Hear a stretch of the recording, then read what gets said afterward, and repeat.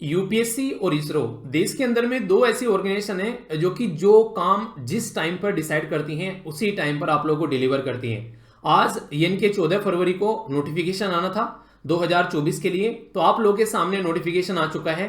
क्या क्या बातें हैं नोटिफिकेशन में, सारी बातें डिटेल में डिस्कस करूंगा। वैकेंसी कितनी है, लास्ट डेट कितनी है, सेंटर्स के बारे में, ओटीआर के बारे में और भी बहुत सारी इंफॉर्मेशन। अगर आप लोगों को कोई डाउट होगा तो कहां पर आप लोग कांटेक्ट कर सकते हैं। फॉर्म एक बार भर दिया, गलती हो गई, क्या दूसरी बार भी भर सकते हैं, या फिर हमारा जो अटेम्प्ट काउंट कर लेंगे, या फिर क्या क्या मुद्दे हैं, सारी बातें डिटेल में डिस्कस करने वाला हूं।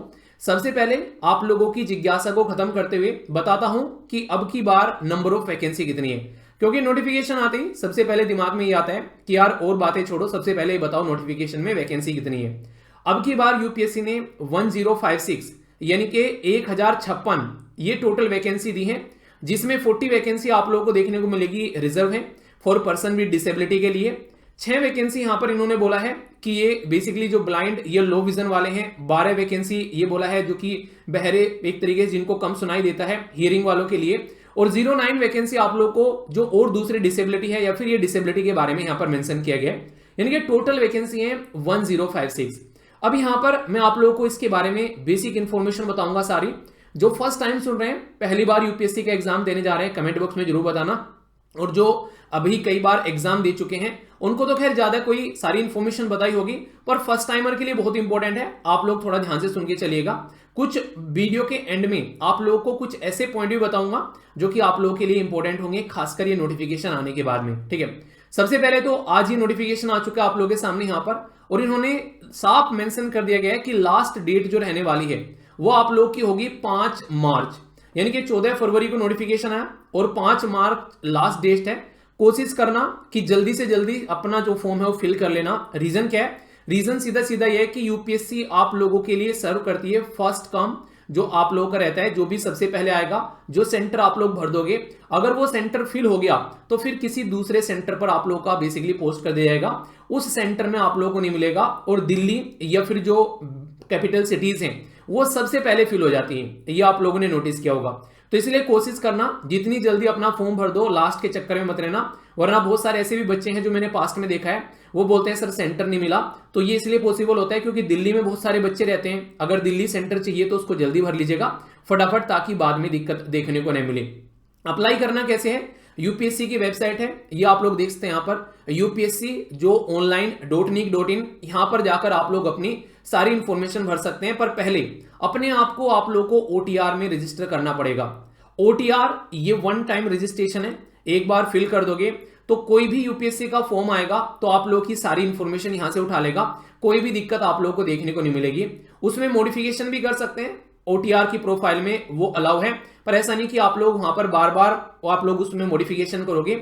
अगर एक बार भर दिया तो एक बार ही आप लोग मॉडिफिकेशन, इसके अंदर में आप लोग मॉडिफिकेशन कर सकते हैं, इसलिए बड़े ही ध्यान से आप लोगों को इसको भरना है, तो ये बात आप लोग ध्यान रखिएगा। ठीक है, ओटीआर अप्लाई कीजिए पहले, अपने एग्जामिनेशन की लास्ट डेट से पहले आप लोग अपना ओटीआर फिल कर लीजिए, क्योंकि इससे क्या रहेगा, इससे आप लोगों को टेंशन नहीं रहेगी और चीजों को अच्छे से लेकर आप लोग चल पाएंगे। ठीक है, मॉडिफिकेशन या अदर देन अगर ओटीआर में करनी है तो उसके लिए बकायदा यहां पर आप लोगों को टाइम दिया जाएगा, ये एक पर्टिकुलर विंडो रहेगी जिसमें आप लोग इसके अंदर में चेंजेस कर सकते हैं। लास्ट डेट मैंने आप लोगों को यहां पर बता दी, ये 5 मार्च रहने वाली है। यहां इसको आप लोग जल्दी से जल्दी कोशिश करिएगा। और इसी के चलते यहां पर पहले जो एडमिट कार्ड आया करते थे नॉर्मली, अब यहां पर इन्होंने साफ साफ बोल दिया है कि no admit card will be send by post, यानी कि पोस्ट से एडमिट कार्ड नहीं मिलेंगे। वो आप लोगों को पता है कि वेबसाइट से ही जाकर आप लोगों को डाउनलोड करने हैं, तो वहीं से ही जाकर आप लोगों को डाउनलोड करने हैं। पेनल्टी कैसे रहेगी? अगर आप लोग यहां पर अपना फॉर्म भरते हो और फिर पेपर देने जाते हैं तो इसके अंदर में आप लोगों को नेगेटिव मार्किंग भी देखने को मिलती है, जो कि गलत मार्क्स के लिए आप लोग के 1/3 जो नंबर है वो कट कर लिए जाते हैं। ठीक है, तो ये चीजें आप लोग यहां पर समझिएगा। एक बात जो कई सारे बच्चे पूछते हैं, सर अगर डाउट होगा तो कहां पर कॉल करनी है, तो बाकायदा आप लोग को यहां पर नंबर दिए जाते हैं, और एक नहीं कई सारे नंबर हैं, जैसे 011 233 85271, ये आप लोगों के सामने 3 नंबर हैं। तो यहां पर आप लोग 10 बजे से लेके शाम को 5 बजे तक कॉल कर सकते हैं। जैसे एसएलवी के एप्लीकेशन पर आप लोगों का रहता है कि सुबह आप लोग 10 बजे से 6 बजे तक कॉल कर सकते हैं, तो यहां पर भी ऐसे ही है कि आप लोग भी यहां पर कॉल कर सकते हैं आसानी से। तो आप लोग अपना कोई भी क्वेरी यहां से पूछ सकते हैं। मोबाइल फोन बैन है, ये तो आप लोगों को सबको पता है, जब भी आप लोग एग्जामिनेशन हॉल में जाते हो। ठीक है, बाकी अपने फोटो लेकर बैठिएगा, फोटो सिग्नेचर वगैरह जब भी आप लोग यहां पर इसको अपडेट करोगे, अपना फॉर्म भरोगे तो इनकी रिक्वायरमेंट पड़ेगी। और ये बोला गया है कि जो फोटो रहता है 3/4 पर आप लोग का फेस होना चाहिए, ऐसे नहीं कि फेस छोटा सा है और फोटो बाकी दिख रहा है, स्टाइल मारता हुआ कोई फोटो नहीं होना चाहिए, ठीक है।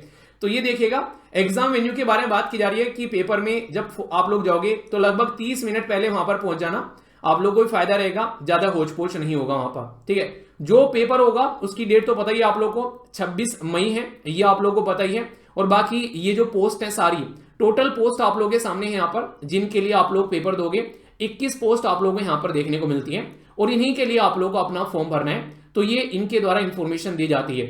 एक रिक्वेस्ट है, जो पहली बार पेपर देने जा रहा है, फॉर्म भरने जा रहा है, वो एटलीस्ट नोटिफिकेशन जरूर पढ़ना है एक बार, बहुत सारी इंफॉर्मेशन आप लोगों को जानने को मिलेगी।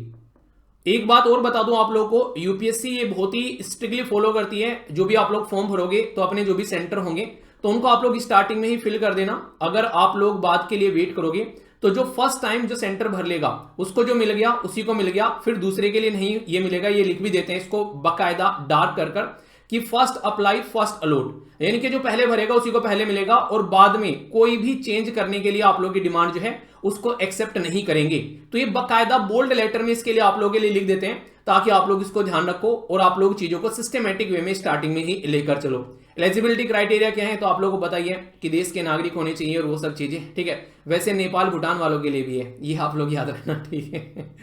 बाकी एज लिमिट 21 साल अगर आप लोग की हो गई है तो ये थोड़ा सा ध्यान रखिएगा। यहाँ पर जो एज है वो 1992 से आप लोगों की बाद में होनी चाहिए, ठीक है। और इसी के साथ में आप लोग की 2003 के पहले की होनी चाहिए, यानी कि 2 अगस्त से लेके 1 अगस्त 2000 जो बेसिकली 3 से पहले की होनी चाहिए। 2 अगस्त 1992 से लेके 1 अगस्त 2003 के बीच में आप लोग की एज है, तो आप लोग सही तरीके से इसको एंजॉय कर सकते हैं। और इसी के साथ में जिनके लिए रिलैक्सेशन है वो आप लोगों को पता है, ओबीसी, एससी, एसटी या फिर यहां पर फिजिकली या फिर एक्स सर्विसमैन, उनके लिए जो रिजर्वेशन है वो अपने क्राइटेरिया आप लोग फॉलो कर उसको अच्छे से इंप्लीमेंट आप लोग कर सकते हैं, ठीक है। तो यहां पर जब आप लोग फॉर्म भरने जाओगे तो उसमें आप लोगों को सारी इंफॉर्मेशन मांगी जाएगी।